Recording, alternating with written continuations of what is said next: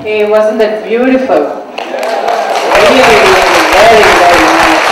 And who says classical arts are not appealing? Anybody here today? No.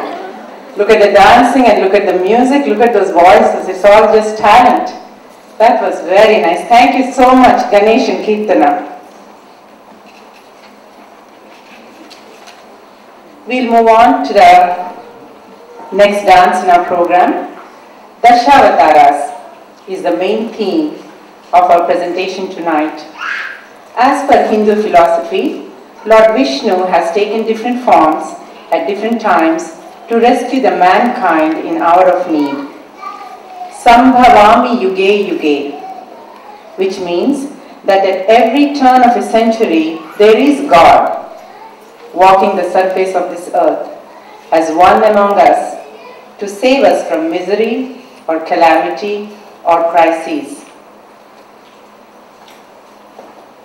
There could be many a religion and many a faith, but the supreme power is one God himself. The 10 incarnations of Lord Vishnu are brought out in Abhinaya in the Dashavataras. In the form of Matsya, the fish, he secured the stolen Vedas from the evil Somaka as he hides in the ocean. As Kurma, the turtle, he held the earth on his back from the evil demons, and as Varaha, the boar, he carried the planet on his tusks to save it from the vicious seas. As Narasimha, the half-moon and half-lion form, he broke out of the stone pillars of the palace to save the little devotee Prahlada from his demon father Hiranyakashipu.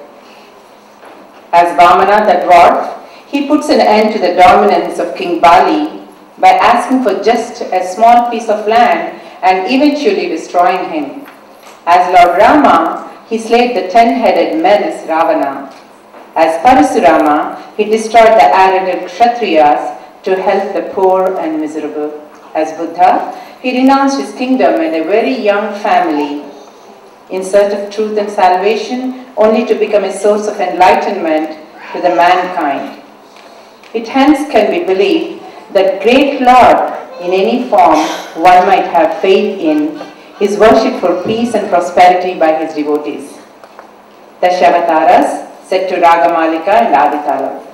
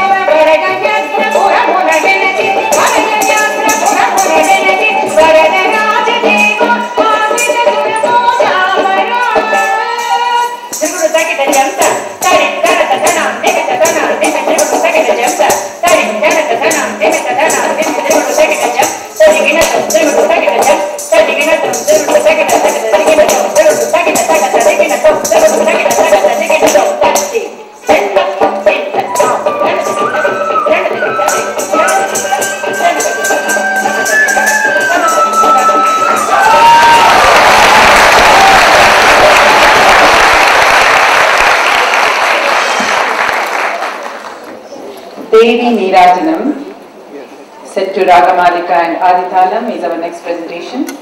In Kuchipudi, the gestures are scintillating, postured, less rigid, and are filled with emotion in every action.